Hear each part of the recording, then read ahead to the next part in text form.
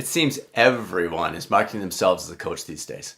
So how in the world are you supposed to know what to look for in a coach when you're ready to make the most of your life, or help a friend or a family member, or maybe you're part of an organization and you want to make sure the coaching that's part of your employee wellness program is effective? We'll talk about the answer to that question right here in less than 10 seconds.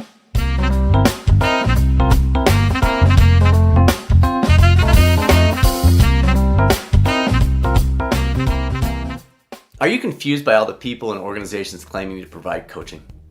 I'm Dr. Bradford Cooper of the Catalyst Coaching Institute, and today we're going to discuss the key elements to look for in a coach. Whether you're an individual looking to improve your own life, or perhaps you work for an organization and you want to make certain the coaching that's part of your employee wellness program isn't just best in class, but it's actually meaningful. Now, if you were looking for the best possible physician, or accountant, skilled mechanic, how would you go about it? Most likely, you'd focus on two primary things: credentials and recommendations. In this video, I'll cover how you can utilize those same two aspects when you're choosing a coach or an organization to provide coaching for your employees. I'll also, at the end, throw in a bonus item that might be worth considering in addition to those two as well. Now, number one is credentials. There are a lot of unsubstantiated claims in the world of wellness, and unfortunately, that absolutely includes methods of coaching. There are plenty of people on the internet telling you how amazing they are, but what do you know about them beyond their social media photos and posts? Ultimately, just as you choose a physician who's licensed or an accountant who has earned their CPA, the gold standard for a coach is someone who is a nationally board certified health and wellness coach through something called the NBHWC. This is an immediate indicator they put in the time, the training, and the practice to be a great coach, based on national standards, not their own claims. Now, it's important to note the national board exam just began in 2017, so there may be many coaches who were practicing for years or potentially even decades before that standard came into existence. With that said, it's worth asking the coach whether they're in the process of pursuing the national board certification.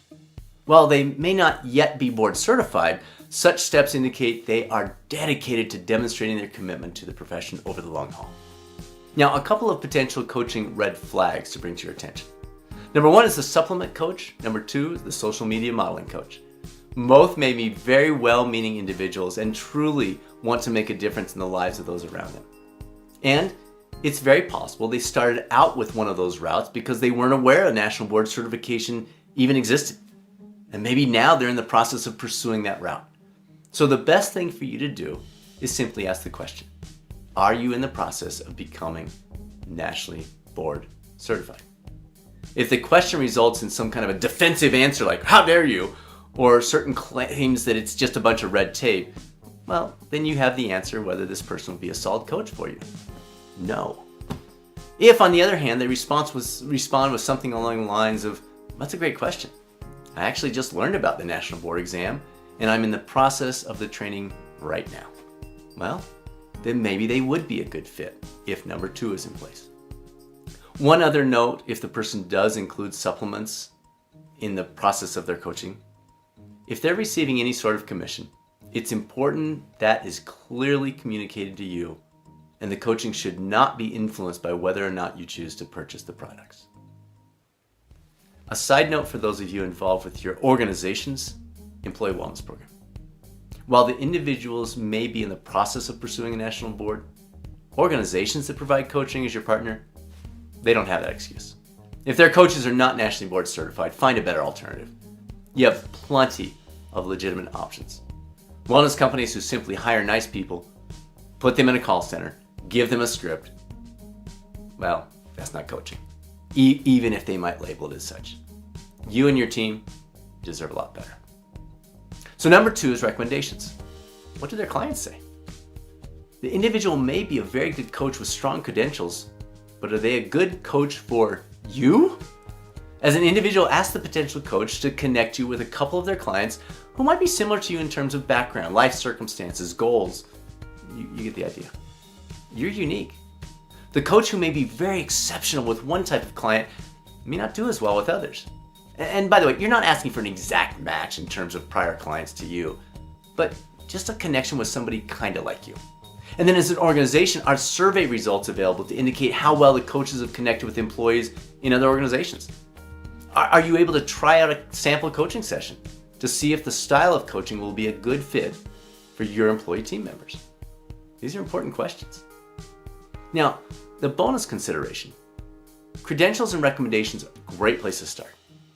However, in terms of one other thing you might want to consider, that's the idea of connection. Does the person get you? Does the conversation flow somewhat easily for the two of you? After a few sessions, does it begin to feel like the coach-client relationship is truly that, a relationship? Behavior change is difficult, and a feeling of connection to your coach can really help provide fuel to the fire of that change. If the connection just isn't there, it might make sense to try out some other options. And for those of you coordinating your organization's employee wellness program, this connection between coach and client is just as important. Does your wellness provider emphasize the relationship piece, or is the coaching more sterile in nature?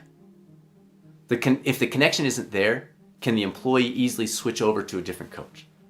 If not, maybe it's time for your organization to make a switch. Thanks for joining us here on the YouTube coaching channel. If you're not yet a subscriber, please consider clicking the subscribe button down below. That'll give you easy access to our full library. Speaking of libraries, if you are a podcast fan, you might also enjoy the Catalyst Health, Wellness, and Performance Coaching Podcast, available via any podcast outlet. We recently released our 100th episode, so you'll find tons of great topics and guests over there. This is Dr. Bradford Cooper of the Catalyst Coaching Institute signing out. Thanks for joining us, and I look forward to speaking to you very soon right here on the YouTube coaching channel, or maybe over at the Catalyst Health, Wellness, and Performance Coaching Podcast. Take care.